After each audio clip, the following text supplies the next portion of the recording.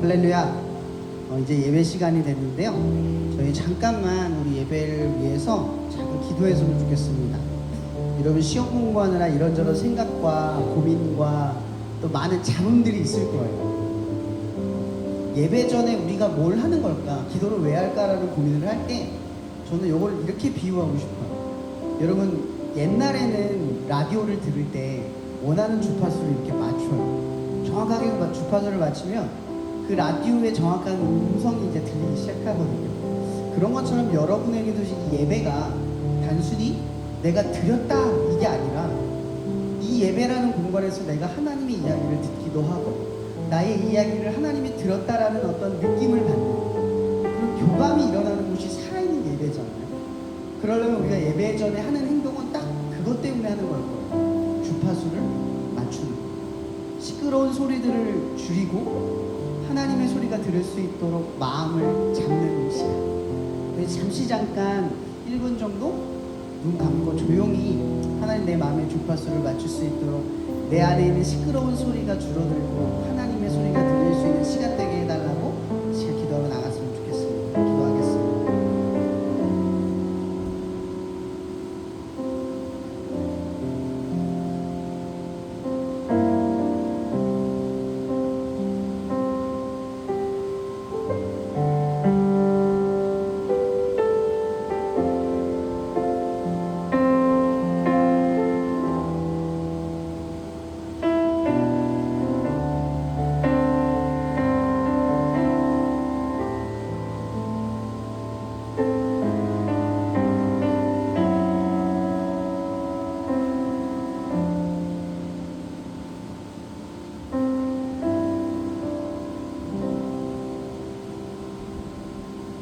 오늘 예배에 오신 여러분들을 환영합니다. 사도신경을 우리 고백하고 나아가겠습니다. 다 같이 고백하겠습니다. 나는 전능하신 아버지 하나님 천지의 창조주를 믿습니다. 나는 그의 유일하신 아들 우리 주 예수 그리스도를 믿습니다.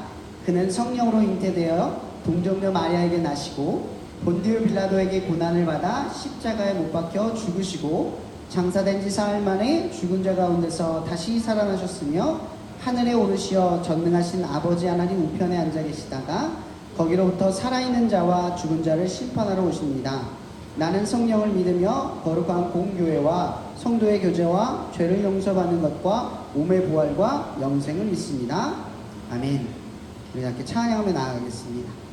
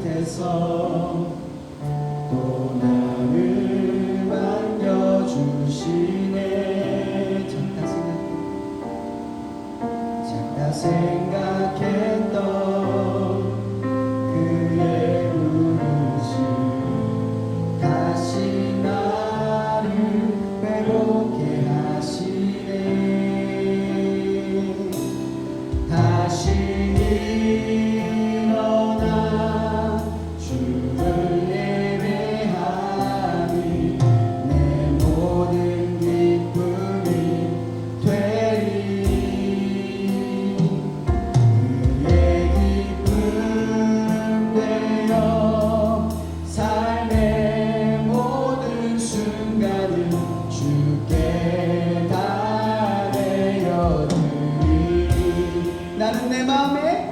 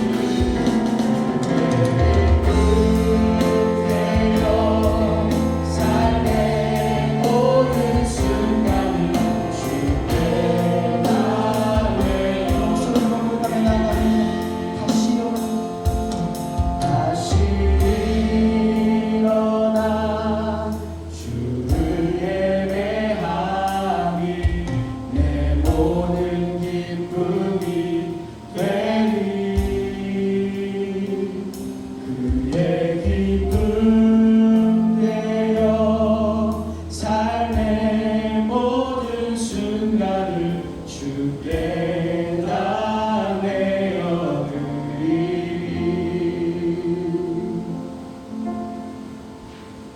자, 우리 기쁨으로 다 함께 찬양하며 나갔으면 좋겠습니다.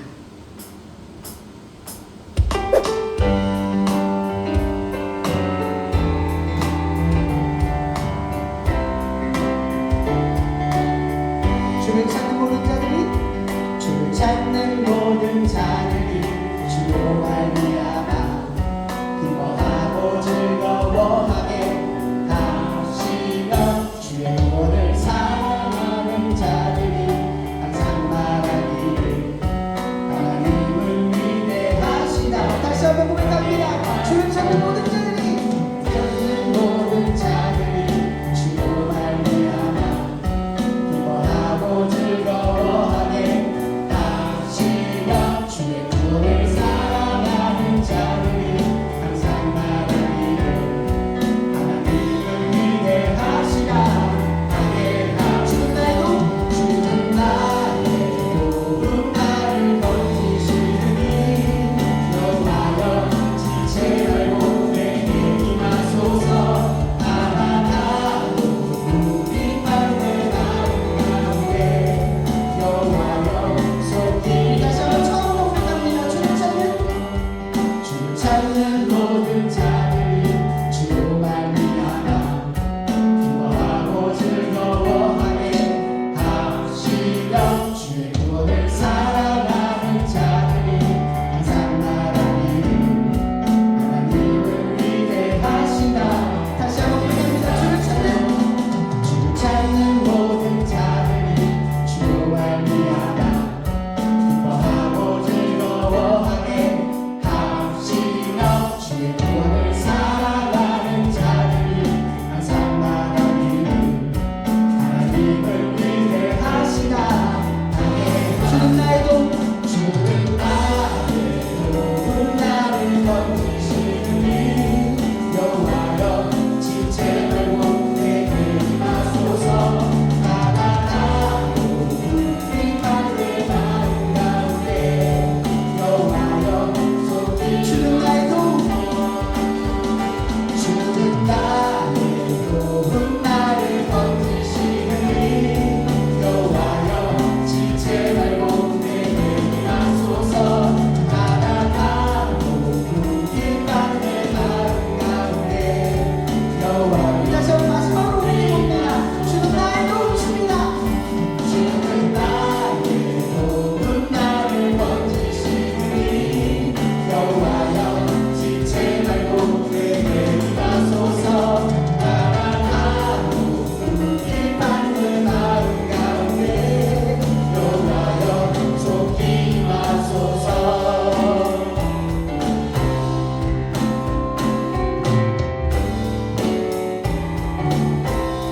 네, 하나님의 영광의 박수 올려드리겠습니다.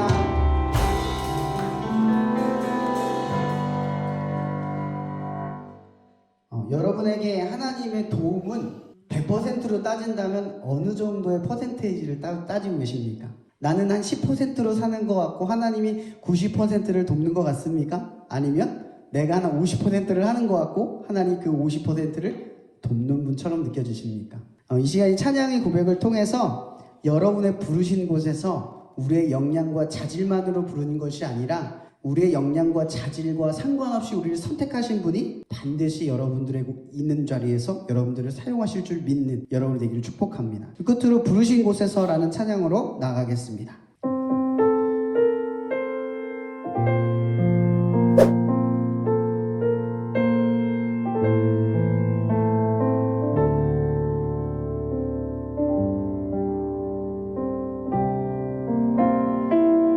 따스한 성령님, 따스한 성령님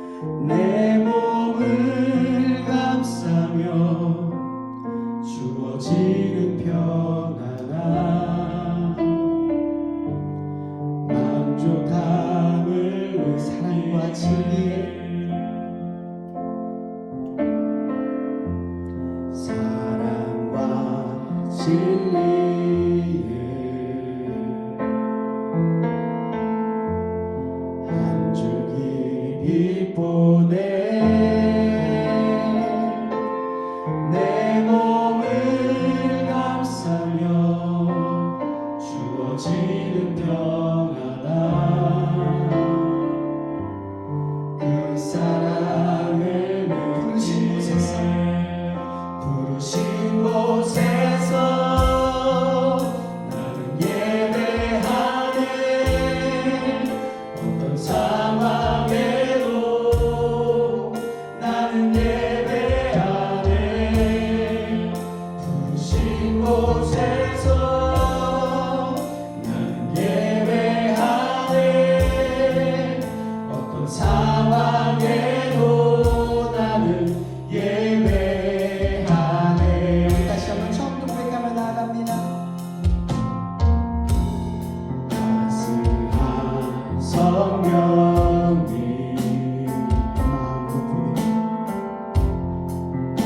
마음으로 보내 내 몸을 감싸며 주어지는 평안함 만족함을 사랑과 진리에 사랑과 진리에 한주 깊이 보내 내 몸을 감싸며 주어지는 평안함 그 사랑을 부르신 곳에서 부르신 곳에서 나는 예배하네 어떤 상황에도 나는 예배하네 부르신 곳에서 나는 예배하네 어떤 상황에도 나는 예배 내가 걸어갈 때 길을 만들어 주십니다. 내가 걸어갈 때 길이 되고 살아갈 때 삶이 되는 그곳에서 예배하네 주님만 내가 걸어갈 때 길이 되고 살아갈 때 삶이 되는 그곳에서 예배하네 신 곳에서 예배하네 상황에도 나는 예배하네 신 곳에서 예배하네 상황에도 다시 한번 더 큰 목소리를 들며 나아갑니다. 부르신 곳에서 신 곳에서 나는 예배하네 상황에도 나는 예배하네 신 곳에서 나는 예배하네 상황에도 나는 예배하네 부르신 곳에서 나는 예배하네 어떤 상황에도 나는 예배하네 부르신 곳에서 나는 예배하네 어떤 상황에도 나는 예배하네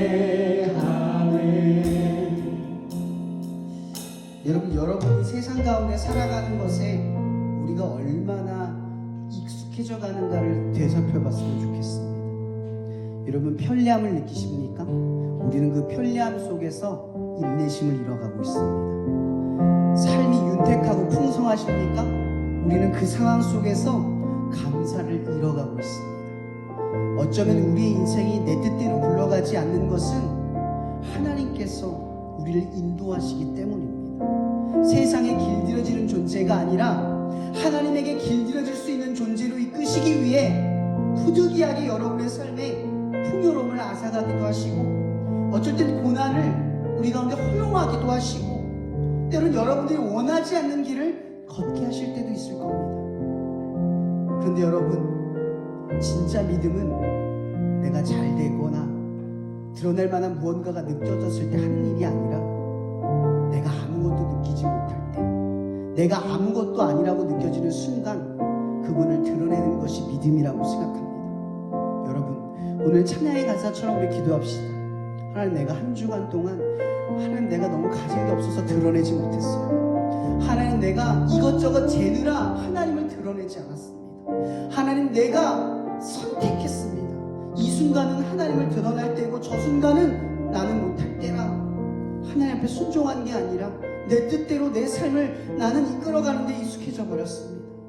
하나님, 이 한 주간의 삶을 되돌아보며 다시 한번 우리가 기도하며 나아갑니다. 주님, 하나님, 더 이상 나는 나의 선택대로 가지 않겠습니다. 하나님이 이끄신 대로 그곳에 머물러서 하나님을 드러내라고 하시면 드러낼 수 있는 믿음을 갖기를 원합니다. 나의 가진 것이 아니라 나의 가진 것 없음을, 나의 영광이 아니라 아무것도 없는 삶의 모습을 우리가 그렇게 드러낼 수 있는 삶이 되어달라고 이 시간 주님 앞에 도움을 구하며 주여 한번 우리와 다 함께 기도하며 나아갔으면 좋겠습니다. 기도하시겠습니다. 주여!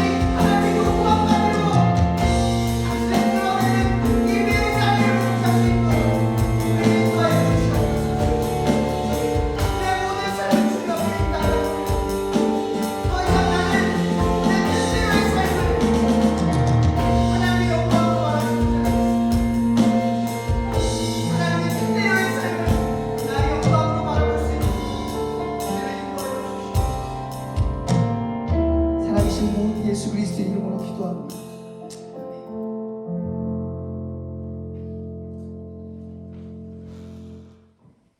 네, 기도하겠습니다. 하나님 아버지, 감사합니다. 오늘도 저희들이 이렇게 캠퍼스에서 예배를 드릴 수 있게 허락해 주시고 예배의 자리로 발걸음을 인도해 주셔서 감사합니다. 예배를 시작하면서 저희들의 마음을 정결케 해주시고 세상의 생각과 고민들은 잠시 내려놓고 주님을 삶의 주인으로 모시고 찬양하는 마음으로 나가게 해주세요. 하나님, 지난 한 주간 저희들의 행동과 마음을 놓고 하나님께 드립니다. 세상 속의 사명을 가지고 뛰어들었지만 세상과 동화되고 돈과 명예와 같은 세상적인 것들을 우선시하며 살진 않았는지 저희들의 마음을 점검하고 하나님께 고백하게 해주세요. 예배를 통해 주어진 사명을 다시 생각하고 결단하는 마음으로 세상 속에 나아갈 수 있길 원합니다.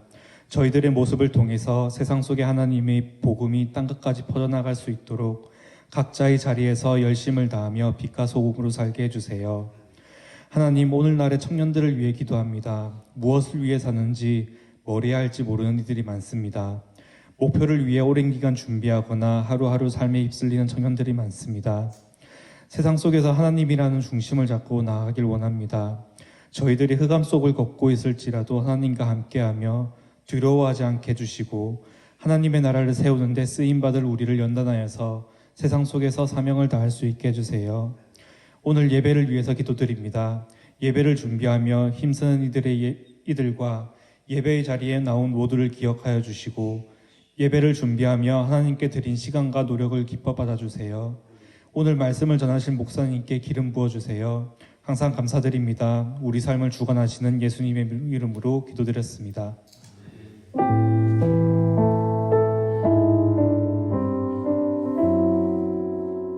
오늘 말씀은요, 꿈꾸는 자 요셉이라는 말씀을 가지고 1절부터 6절까지의 말씀을 서로 교독하며 읽겠습니다. 제가 먼저 읽을게요. 야곱이 가나안 땅 곧 그의 아버지가 거류하던 땅에 거주하였으니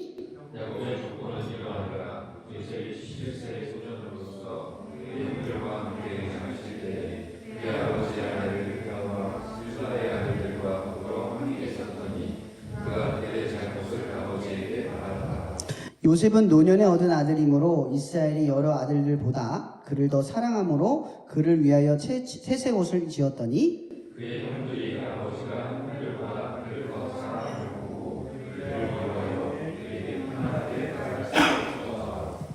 요셉이 꿈을 꾸고 자기 형들에게 말하매 그들이 그를 더욱 미워하였더라. 다 함께 읽겠습니다. 요셉이 그들에게 이르되 청하건대 내가 꾼 꿈을 들으시오. 아멘. 여러분, 요셉의 이름은 더하다라는 뜻이에요. 요셉의 이름은 사실 요셉의 이름을 정의하는 이름이 아니라 오히려 그의 어머니 라헬의 마음을 정의하는 이름입니다. 사실 이 라헬이 첫 번째로 얻은 아들이 누구냐면 요셉이에요. 근데 라헬이 사실은 신앙적으로는 굉장히 성숙한 사람이 아니에요. 성경적으로는. 왜냐하면 이름을 더하다라고 지었던 이유가 뭐냐면 아이들을 처음 낳잖아요. 하나님이 어쨌든 아들을 주셨어요. 처음으로. 근데 만족하거나 감사한 게 아니라 한 명 더, 이제 이후로부터 더 얻기를 바라는 마음을 가지고 이름을 지은 게 요셉이라는 뜻이에요. 더하다. 그러니까 어머니의 잘못된 마음이 투영이 된 거죠. 그 요셉의 이름에는 사실은 그 이름의 특징이 없어요. 그래서 두 번째 얻은 아들이 베냐민이죠. 둘째 아들. 이렇게 아들 둘을 얻어요. 근데 라헬은 둘째 아들을 낳을 때 어떻게 되죠? 죽음을 맞이하게 됩니다. 안타깝게도. 자, 하나님의 스토리는 참 이해할 수가 없어요. 경륜은 오히려 사랑받지 않는 레아가 진짜 자녀를 많이 낳죠. 근데 거기에 성경에 항상 나와 있는 말이 뭐냐면 그가 사랑받지 못함을 보시고 라는 단어예요. 이 이야기는 하나님이 사람을 차별한다는 뜻이 아니라 하나님은 이 균형을 밸런스를 맞추는 분이라는 거죠. 누군가에게 세상적인 사랑이 쏟아지면 그 나머지 사랑, 그 받지 못한 사람에게 어떤 사랑을 채운다? 하나님의 사랑을 채운다라는 거죠. 밸런스를 맞춰 가시는 거예요. 그러니까 세상적으로 사랑을 덜 받으면 하나님에게 사랑을 더 받는 사람이 되고 하나님에게 사랑을 덜 받으면 세상적으로 사랑을 받는 사람이 된다 이 뜻이에요. 그러니까 우리 여러분이 볼 땐 어떤 사람은 부잣집에서 태어나고 어떤 사람은 못생기게 태어나고 어떤 사람은 잘생기게 태어나고 어떤 사람은 부자처럼 태어나도 하나님의 입장에서는 모든 사람에게 공평하게 사랑을 세상적인 방향으로 주든 하나님이 일방적으로 드러내게 주시든 다 공등하게 어떻게 한다고요? 사랑을 주고 계신다라는 뜻이라는 겁니다. 근데 중요한 건 이 라헬은 그 하나님의 사랑을 전혀 인식하지 못한 존재로 나와요, 사실은. 근데 굉장히 이제 하나님의 계보를 잇는 존재로서 나오긴 하지만 사실 조금은 성숙하지 못한 신앙인으로 비춰집니다. 그리고 이 요셉의 이름에서 나오는 이 뜻이 중요한 게 아니라 이 요셉의 인물을 창세기 39장에서는 이렇게 정의하지 않아요, 보통? 형통하였더라. 요셉의 인물은 형통하였더라예요. 형통하였더라. 이거를 헬라어로는 찰레아흐라고 한대요. 근데 이게 뭐냐면 형통하다가 번영하다, 더 무언가 퍼져가다 이런 뜻을 가지고 있어요. 근데 이 번영이라는 뜻을 생각해보면 뭐가 떠올라요? 창세기 1장 22절의 말씀 안 떠올라요? 하나님이 그들에게 복을 주시며 이르되 생육하고 번성하여. 그러면 이스라엘이 애굽에 들어갔죠. 애굽에 들어가서 뭐가 돼요? 노예가 되잖아요. 근데 노예가 된 그들의 삶에 대하여 출애굽기 1장에서 그들을 뭐라고 하냐면 그들이 핍박을 받으나 점점점 어떻게 돼요? 생육하여 번성했다라고 의미를 해요. 우리의 시각으로 보면 애굽에 들어간 이스라엘은 그냥 종에 불과해요. 근데 하나님은 이 성경으로 뭐라고 이야기하냐면 그들을 번영시키고 계셨다 이 뜻이에요. 그러니까 인간에게 있어서 여러분들이 보기에는 위대한 업적과 꿈을 이루는 것이 마치 하나님의 목적인 것처럼 느껴지지만 하나님의 목적은 번영이라는 거죠. 하나님의 자녀의 번영.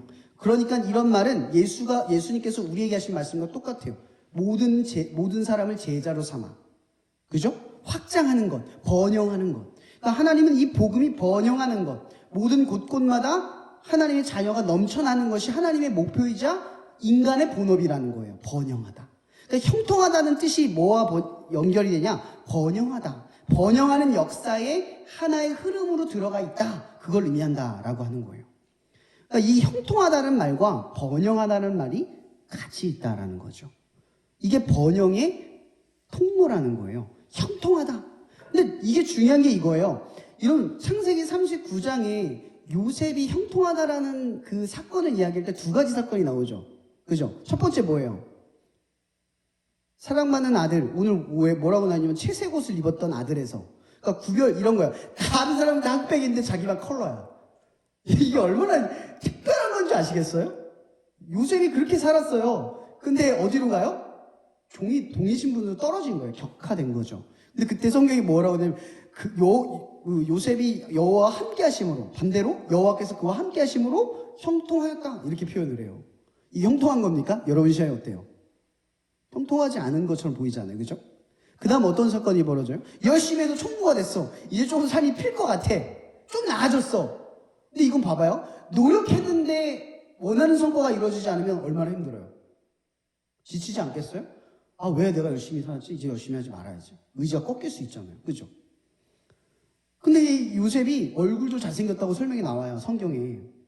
얼굴도 잘생겨 출중한 거죠. 받은 건 많아. 근데 그게 자기의 올무가 될지 어떻게 알았어요? 감옥에 들어가 버렸어요. 간음죄로. 짓지도 않는 죄 때문에. 그죠? 나락으로 떨어져요. 그때 뭐라고 또 성경은 설명을 하죠? 여호와께서 그와 함께 하심으로 그가 형통하였다. 반대로 말하면 그가 여호와와 함께 하심으로 형통하였다. 이렇게 표현을 해요. 자, 그러면 여기서 볼 때 이 형통함의 주제는 누구의 입장에서 형통한 거예요? 요셉의 입장에서 형통한 걸까요? 아니죠. 하나님의 입장에서 요셉이 지금 어디로 가고 있다? 번영의 길로 가고 있다. 그 뜻이에요. 번영하는 길로 가고 있다는 거예요. 제가 오늘 이야기를 한번 좀 해볼게요. 6절에 보면 이런 말이 나와요. 요셉이 그들에게 이르다 천하건대 내가 꾼 꿈을 들으시오 이렇게 얘기를 해요. 이 표현 한번 보세요. 얘 17세예요. 형들은 30세가 넘는단 말이에요. 시건방짐을 떠나서 개념도 없고 상식도 없고 눈치도 없어요. 지금 무슨 얘기를 하냐면 이 꿈이 뭐냐면 두 가지 꿈이잖아요. 볕단에게 절하는 거. 그죠? 또 하나는 뭐예요? 별들이 나한테 절하는 거. 이 꿈의 목표는 뭐냐? 형들에게 말하는 거예요. 하나님이 나에게 꿈을 줬는데 우리의 가정의 장자권을 나에게 줬고 내가 이 가정을 이끌어가는 존재로 하나님이 내게 꿈을 줬어요. 이런 말하는데 형제들이 그 소리를 듣고 좋아할 줄 아는 거예요. 눈치가 없어도 이렇게 없을 수가 없죠. 그죠? 너무 사랑을 받으니까. 아버지의 사랑, 어머니의 사랑을 돈독하게 받으니까 자기는 누구한테나 사랑받는 사람인 것처럼 느껴지는 거예요. 그러니까 요셉은 중요한 게 이거예요. 하나님이 줬죠. 꿈은 줬어요. 이 꿈은 하나님 준 게 맞아요. 하나님은 그를 그렇게 만드실 거예요. 근데 문제가 있죠. 요셉은 그 꿈을 이룰 모습이 아니에요. 모습은 아니라는 거죠. 하나님이 여러분들을 하나님의 자녀로 이루셨어요. 근데 아직은 어때요? 하나님의 자녀의 모습이 아니에요. 근데 하나님이 그런 모습으로 출발한다는 거죠. 여러분의 모습 보세요. 오늘 이 이야기는 사실은 제가 앞에 첫 회에 얘기했던 이야기의 마지막입니다. 첫 번째죠. 아브라함의 믿음의 통로 플랜 B. 여러분들의 플랜 B라고 했어요. 그죠? 그 플랜 B의 약속을 이루시는 것 그게 뭐예요? 이삭. 약속의 자녀. 하나님이 우리에게 약속한 것이지 우리가 하나님에게 약속된 행동을 하는 게 아니라고 했어요. 믿음의 플랜 B를 통해서 여러분의 약속을 이루는 건 하나님이시요. 그 다음 뭐예요? 야곱. 반드시 너를 다시는 야곱이라 부르지 않을 것이다. 그러니까 하나님의 결단, 완벽한 결단. 지금 이 세 가지 플랜으로 갔어요. 근데 이 야곱의 이름 뜻이 뭐였죠? 이스라엘. 이삭은 하나님의 자녀였어요. 자녀, 한 사람. 하나의 통로였어요. 근데 야곱의 이름이 뭐라고요? 이스라엘. 하나님의 백성. 확장이 일어났죠. 자, 이제 무슨 얘기를 하냐면 믿음을 통해서 자녀가 나고 자녀를 통해서 백성을 이루시는 거예요. 근데 백성의 한 개인마다 뭘 주시냐? 오늘 이야기예요. 꿈을 주신다. 이 얘기를 하려고 하는 거예요. 그래서 꿈꾸는 자 요셉의 이야기를 하려는 거죠. 그럼 하나님의 백성, 하나님의 자녀에게는 공통의 꿈이 있다는 거예요. 근데 그게 각 사람마다 가진 자질과 재능과 환경에 따라 나뉘어지기는 하지만 하나님은 모든 사람에게 뭘 가지고 있다? 비전, 꿈을 주고 계신다라는 거예요. 여러분들이 볼 땐 내 삶의 목표가 없는 것 같지만 꿈이 있다라고 하는 거예요. 제가 최근에 그 학부모님들과 본의 아니게 상담들을 많이 하게 됐어요. 들으면서 많이 느꼈던 게 뭐냐면 자녀들이 가장 힘들어하는 순간이 언제냐면 꿈을 잃었을 때라고 이야기를 하는 거예요. 공부를 열심히 했는데 그 꿈에 미치지 못하는 나의 성적이 있을 때 좌절을 한대요. 왜냐면 그것만 바라봤는데 그게 사라져버리니까요. 그 순간이 얼마나 비참한지를 아는 거예요. 제가 이것을 아이들에게만 빗대지 않아요. 우리도 똑같아요. 여러분 열심히 하고 있는데 삶의 목적이 사라져버리면 어떻게 될까요? 허무해져요. 힘이 빠지고 살고 싶지가 않아져요. 그러니까 인간에게 있어서 가만히 보면 소망은 불필요한 것처럼 보이지만 가장 중요한 거예요. 우리가 내일을 살아가게 만드는 동력은 내일이 보장되어 있는 어떠한 약속 때문이 아니라 사실은 내일 내가 뭘 할까가 분명하게 제시되어 있기 때문인 거죠. 왜냐하면 목적이 있으니까. 살아야 할 목적이 있을 땐 내일을 살아갈 이유가 생겨요. 가난하고 힘들어도 그걸 뚫고 나아갈 이유가 생긴다는 거죠. 근데 하나님께서는 우리들에게 꿈을 주신다라는 거예요. 백성 한 사람 한 사람에게. 근데 여러분들에게 꿈이 없다. 지금 우리가 여러분이 볼 때 하나님의 자녀로 볼 땐 꿈이 다 있어요. 하나님은 빛과 소금, 하나님의 자녀로 이루신다가 있다는 거예요. 근데 여러분들이 지금 부는 꿈은 세상적인 거예요. 뭐가 되겠다. 근데 그 되겠다에 미치지 못할 때 우리는 어때요? 근본이 흔들려요. 근거가 사라지는 거예요. 그래서 하나님은 우리들에게 꿈을 꿀 때 가장 중요한 근본으로 두라고 하는 것이 뭐냐면 바로 오늘의 이야기예요. 너희들에게 준 꿈. 너희들의 삶에 주어진 것으로 너희들을 내가 이끌어가는 형태와 모양으로 뭐래요? 빛과 소금이 되는 것. 여러분들이 어떠한 형태와 모습과 이룬 것의 업적과 상관없이 그것이 하나님의 꿈이고 하나님의 목적이라는 거예요. 저는 이 이야기를 하고 싶었다라는 거죠. 자, 여러분들이 바라볼 때 아까 얘기했던 꿈이 사라지면 우리가 분명히 내가 내일 모레 뭐 1학기에 대한 어떤 근본과 목적, 꿈이 상실될 때 우리가 나아가야 될 어떤 삶의 방향성이 되게 힘들어져요. 그러니까 우리의 목적을 뭘로 두느냐에 따라서 여러분들의 방향은 결정이 된다라고 하는 거죠. 직업은 사실은 엄연히 말하면 꿈이 아니에요. 엄연히 말하면. 우리의 꿈이라고 하는 건 어떤 가정을 이룬다? 그것도 꿈이 아닌 거죠. 이루고 싶은 거죠. 꿈이라고 하는 것은 삶 전체를 하나로 이룰 수 있어야 돼요. 그러면서도 살면서 바뀌기도 한다는 거죠. 이걸 우리는 또 다른 말로 말하면 철학이라고 해요. 철학. 나름의 철학을 가지고 있는 거예요. 삶에 대한 어떠한 철학을 갖고 있는 거죠. 철학은 바뀌기도 하지만 그 근본을 계속 중심으로 나를 끌어들이고 이야기를 만들어가는 핵심이 된다라고 하는 거예요. 자, 아까 제가 얘기했지만 형통하다. 이 형통하다라는 입장이 보통 우리는 세상적으로 이해가 되잖아요. 문제가 없기를 바라는 거. 순탄하기를 바라는 거. 그죠? 근데 가만히 보면 이런 거예요. 원하는 걸 얻기에 아무 문제가 없기를 바라는 게 형통의 문제처럼 느껴져요. 근데 성경에서 우리에게 말하는 형통은 전혀 그런 이야기를 하고 있지 않다는 거죠. 하나님의 입장에서 여러분들을 이루어가기 위해 때로는 여러분들이 이해할 수 없는 납득하기 어려운 상황을 맞이할 수 있도록 이끄시기도 한다라고 하는 거예요. 근데 그러한 순간을 우리가 어떻게 지나갈 수 있느냐? 그 요셉의 이야기에서 나오는 거예요. 자, 보세요. 요셉은 형들에게 나아가서 자기의 장자권을 이야기했고 하나님의 꿈은 그에게 주어졌고 또 그 아버지 야곱은 이 꿈을 마음에 담아둬요. 하나님이 주신 것이라고 생각하고 담아뒀단 말이에요. 그러니까 이것은 하나님이 요셉을 통해서 분명히 이룰 하나님의 약속인 건 분명해요. 근데 문제는 아까 뭐라 그랬죠? 요셉이 그 꿈에 걸맞는 사람이냐 아니냐? 문제예요. 문제라는 거죠. 근데 요셉은 지금 이 이스라엘의 가정, 이 하나님의 백성을 이룰 장자의 모습이 아닌 거예요. 눈치가 없죠. 이게 뭐예요? 민첩성이 없는 거예요. 다른 사람의 마음을 보고 판단할 수 있는 민첩함이 없어요. 또 하나 뭐가 없죠? 다른 사람을 이해하는 공감 능력이 떨어져요. 너무 떨어져요.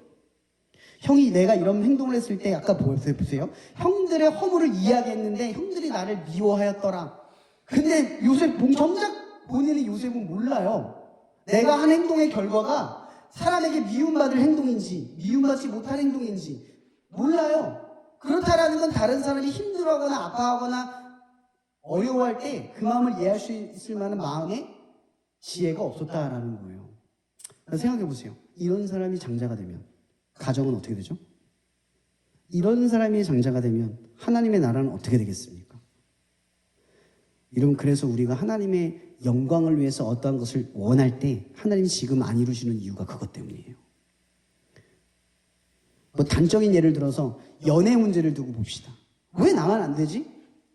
여러분, 하나님의 시각으로 보세요. 세상으로 보면 비교와 나의 못남이 보여요. 근데 하나님의 시선으로 봐보세요. 때가 아닌 거예요. 하나님은 여러분들에게 세상처럼 남자친구, 여자친구 사귀는 그 결과물을 가지고 나 여자친구 생겼어, 남자친구 생겼어 이런 영광으로 살아가라고 만든 게 아니라 이런 연애 왜 하죠? 좋은 사람 만나려고 하는 거예요. 연애가 목적이 아니잖아요. 그죠? 근데 우리 자꾸 본질을 잃어요. 연애의 목적은 좋은 사람을 만나서 하나님이 원하는 가정을 이루고 그 가정을 통해서 번영하는 것. 하나님의 자녀로 번영하는 것. 그게 목적이에요. 근데 우리는 어떻게 하냐면 연애 자체가 목적이면 어떻게 돼요? 상대가 믿음이 있든 신앙이 있든 가치관을 어떻게 맞춰가든 그런 게 기준이 되는 게 아니에요. 연애를 하는 게 더 급선무가 되는 거죠. 근데 만약에 하나님의 사랑받는 자녀라면 하나님은 그걸 꺾어 가신다는 거예요. 난 알 수 없어요. 근데 거시적으로 보면 하나님이 끌어가시는 거예요. 형통한 길로 끌어가시는데 단적인 나의 눈으로 보면 어때요? 왜 나만? 이게 되는 거예요. 근데 요셉도 그러지 않았을까요? 요셉은 하나님의 꿈을 줬는데 자기가 원해서 준 게 아니라 하나님이 줬단 말이에요. 근데 요셉의 상황을 보세요. 그 말 한마디, 사실 이 말 한마디가 트리거가 된 거예요. 도화설이 돼서 팍 터져버린 거죠. 형들의 미움이 이제 극단적으로 일어나는 거예요. 왜? 형들은 그동안 참았던 이유가 그나마 장자권이 걔한테 안 갈 거를 알기 때문에 참았던 건데 결국 뭐예요? 걔가 장자가 된대요. 이런 환장할 노릇이 어딨어요. 여태까지 차별받고 살았는데 제가 우리 가정의 장자가 되면 나는 뭐예요? 다시 또 바닥이 되는 거잖아요. 그런 걸 받아들이고 싶었겠어요, 형제들이? 당연히 싫었겠죠. 트리거가 돼버린 거예요. 하나님이 이야기한 얘기를 말한 그것 덕분에 트리거가 돼서 요셉이 극단적으로 미움을 받게 되는 사건의 계기가 되는 거예요. 근데 그렇게 야곱은 어떻게 되냐면 사랑받는 아들에서 노예의 신분으로 된 거죠. 애굽으로 끌려간 거예요. 자, 보세요. 지금 어떤 격변이 일어났냐? 요셉은 당연히 사랑받는 자의 모습에서 그 사랑이 당연하지 않는 종의 모습으로 바뀌었어요. 그죠? 자, 거기서 이제 끝나지 않죠? 그러고 나서 열심히 일을 했어. 열심히 노력을 해서 얻는 대가는 당연한 거죠, 여러분. 그죠? 근데 요셉이 뭘 겪어요?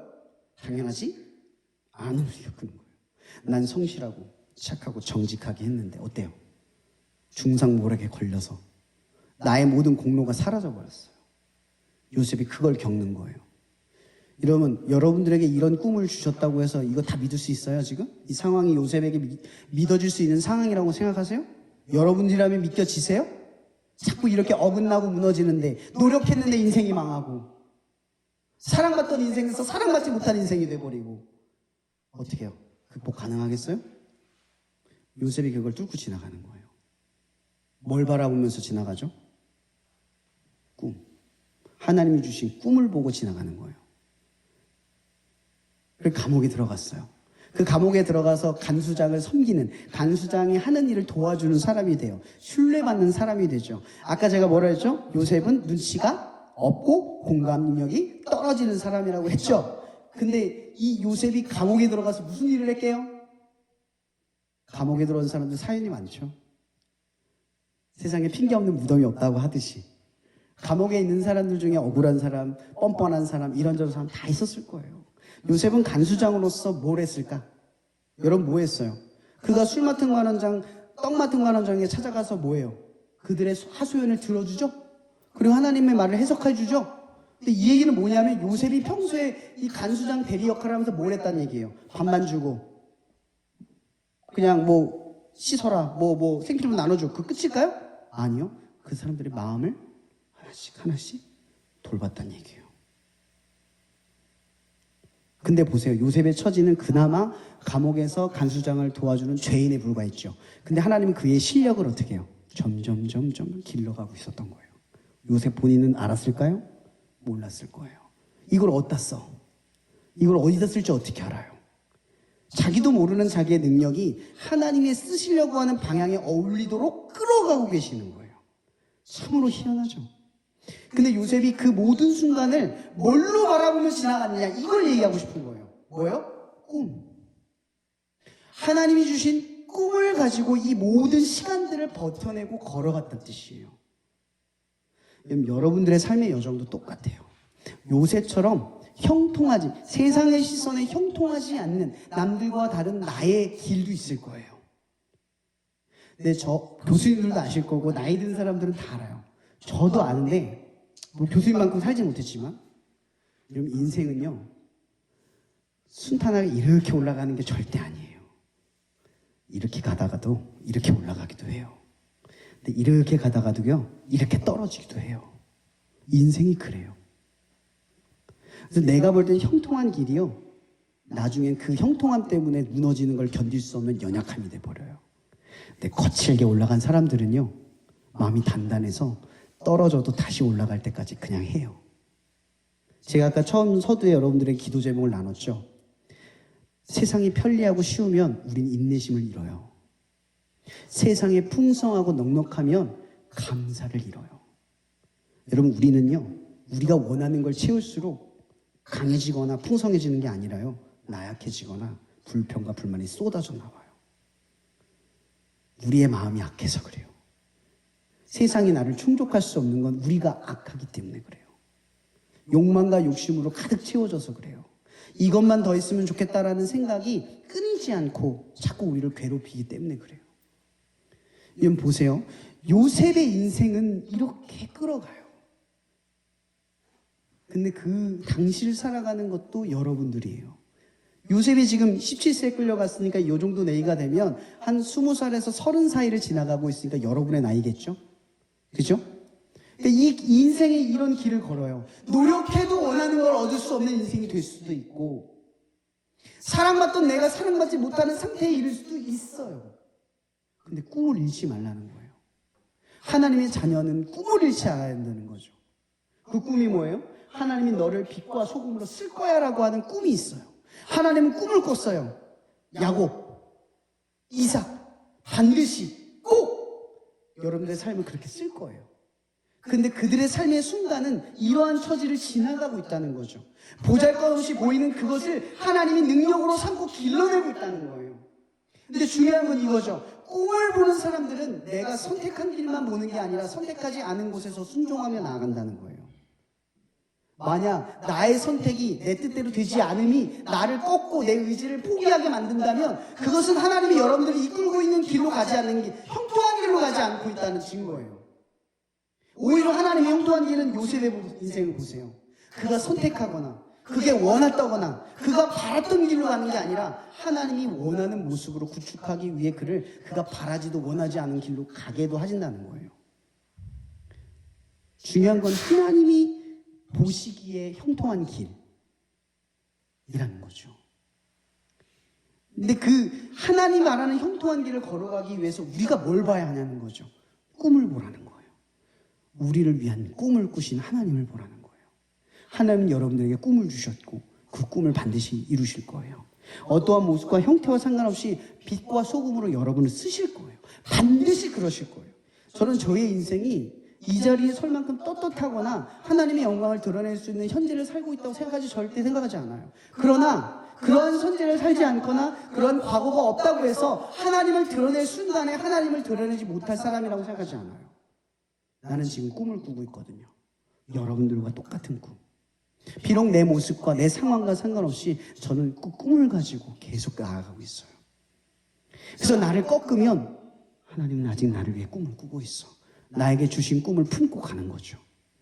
여러분들의 삶이 무언가 이루어지지 않았다고 절망하지 마세요.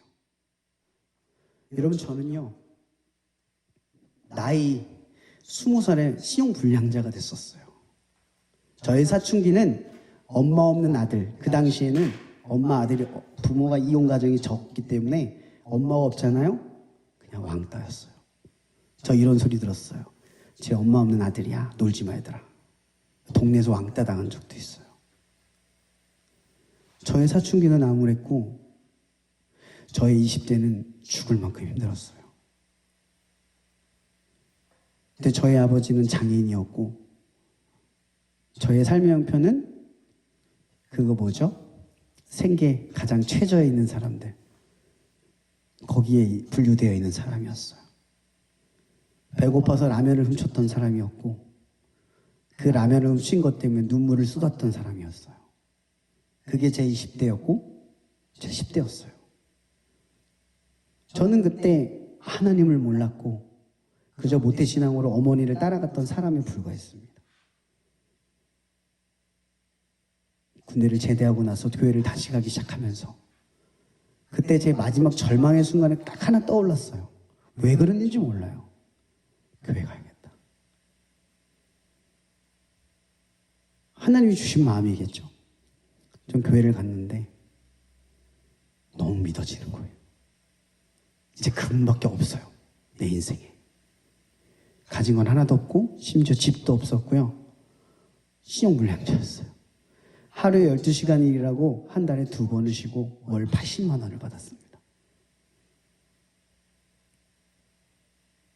그렇게 20대 초반을 버텼어요. 저는 그때 하나님을 만나고 꿈이 생겼어요. 내 힘으로 될 수 없는 그 순간에 하나님이 믿어지기 시작하면서 바꾸시는 역사들을 조금씩 맛보기 시작했어요. 신기하게 80만 원 한 달을 벌으면서 1년 만에 1,200만 원을 벌었어요. 말도 안 되죠? 80만 원을 버는데 어떻게 1,200만 원을 1년 반 만에 벌어요? 불가능해요. 하나님이 이루셨어요. 근데 저희 그때 11조도 내고 헌금도 내고 다 했어요. 그때 경험했어요. 하나님은 나의 성실함을 보신다. 하나님은 하나님을 바라는 자에게 길을 비추신다. 그래서 저는 그때부터 꿈이라는 걸 꿨어요. 저에게 그때 꿈은 뭔가를 이루겠다, 뭘 하겠다라는 꿈이 아니라 하나님이었어요. 하나님을 믿으면 하나님 뭔가를 하시겠구나. 하나님을 꿈꾸기 시작했어요. 삶의 변화가 일어났고 지금 현재에 이르렀어요. 저는 공부한 적 한 번도 없고요. 책을 한 번 읽어보지도 않았던 인생이었습니다. 근데 하나님은 늘 모든 순간에 순종케 하셨어요. 저는 단 한 번도 지금까지 예수를 믿은 순간부터 원하는 대로 살아본 적이 없었고 내가 가고자 하는 방향으로 간 적이 없었어요. 처음 목회를 시작할 때 인터뷰를 해요. 너 사역 왜 시작했니? 저 그때 그랬어요. 좋아서요. 사명이라는 걸 몰랐어요. 그냥 좋아서요. 하고 싶어서요. 그렇게 시작을 했어요. 아마 그때 인터뷰 보신 분들은 저보고 또라이라 그랬을 거예요.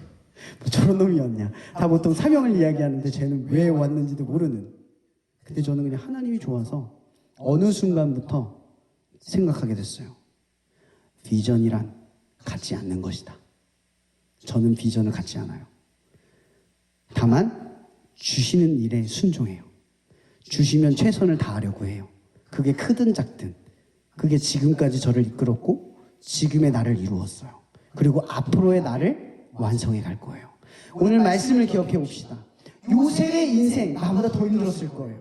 이 요셉의 서주세요. 요셉의 이 인생을 한번 보세요. 여러분의 인생과 다르지 않을 거예요. 비록 원하지 않는 인생을 살아도요 두려워하지 마세요. 내가 원하지 않는 모습이 내 모습이라도 걱정하지 마세요. 하나님의 꿈은 여러분들에게 이미 선포되었고 그 꿈을 바라볼 우리는 믿음을 가지면 돼요. 하나님 날 이룰 거라는 믿음을 가지세요. 여러분들이 꿈꾸세요. 여러분 반드시 빛이 될 거고요. 반드시 소금이 될 거고요. 반드시 하나님의 자녀가 될 겁니다. 여러분들의 유혹과 상관없이 여러분의 현재와 상관없이 이미 여러분은 하나님의 꿈이고 여러분들이 바라봐야 할 것은 하나님의 꿈입니다. 실력이 조금 부족하다고 주저하지 마세요. 한만큼만 하세요. 다만 질문하세요. 내 마음을 속이면서 최선을 다하지 않은 것이 있었는지만 생각하세요. 하나님 속이지 마세요. 제가 하나님 앞에 늘 이런 문제 때문에 많이 쓰러졌어요. 핑계를 냈어요. 저 연약해서 힘들어서 못하겠어요 했는데 하나님이 그랬어요. 너 하는 만큼 다 했어. 네가 못해도 상관없는데 네가 해야 할 만큼 하지 않고 그런 말을 하지 않았으면 좋겠어. 근데 그럴 때마다 하나님이 나를 끌어가시는 하나님을 쫓아갔을 때 내가 점점점 그 모습이 갖춰져가는 것을 느끼게 됐어요. 여러분 이 시간 우리 이 말씀을 가지고 기도했으면 좋겠습니다. 여러분의 여정을 단단하게 할 이 꿈, 지금 성적에 휘둘리지 말고 내 부족한 심령이 왔다 갔다 하지 말고 내일의 불안감 때문에 떨려하지 말고 이 꿈만 바라보며 하나님이 나를 이루실 것을 믿으며 꿈꾸는 자가 되게 해달라고 이 시간 기도했으면 좋겠습니다. 하나님은 여러분들에게 꿈을 선포하셨고 또한 하나님은 그 꿈을 우리가 바라보지 지금 못하고 계십니다.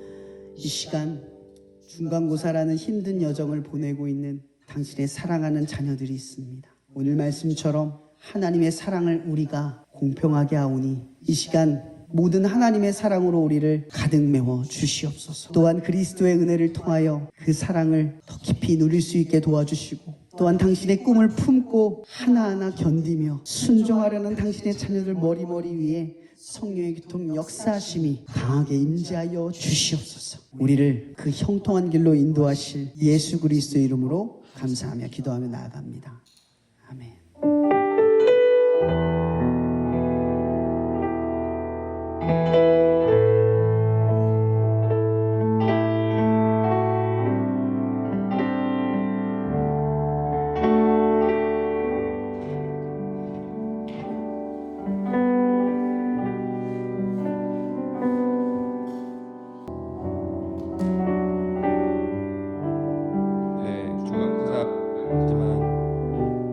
예배로 나온 모든 분들을 환영하고 축복합니다.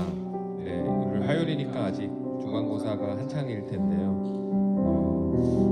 하나님께서 또 학생의 길로 인도하여 주셨으니까 아까 목사님께서 얘기하신 대로 성실하게 공부 잘 하셔서 좋은 성적 받으시기 바랍니다. 다음 주는 이렇게 화요일날 예배 드리는 게 아니고요. 그 기도의 민족 기도회로 모입니다. 그래서 이거 화요일이 아니라 월요일이 되겠고, 월요일날 4월 29일 6시 반에 기도의 민족 기도회로 모이게 됩니다. 장소는 이곳이니까 이곳으로 오시면 되겠습니다. 다 단톡방에 다 계시죠? 그 단톡방에서 지금 큐티가 이제 이루어지고 있습니다. 그래서 뭐 교수님들이 이제 일주일에 몇 번 정도 이제 올려주고 계신데, 거기에 이제 코멘트를 달으셔도 되고 아니면은 하트나 그런 걸로 참여해 주셔도 되겠습니다. 그래서 우리가 큐티에 좀 더 관심을 가지고 참여해 주셔서 저희들이 이제 바쁜 일상생활에서는 하나님을 이제 잊어버리기가 쉬운데, 그래서 큐티를 하게 되면 그래도 그 동안은 하나님께 저희의 주파수를 맞출 수 있지 않나 생각이 듭니다. 그리고 신앙에 관해서든지 어떤 상담을 이제 원하는 학생들은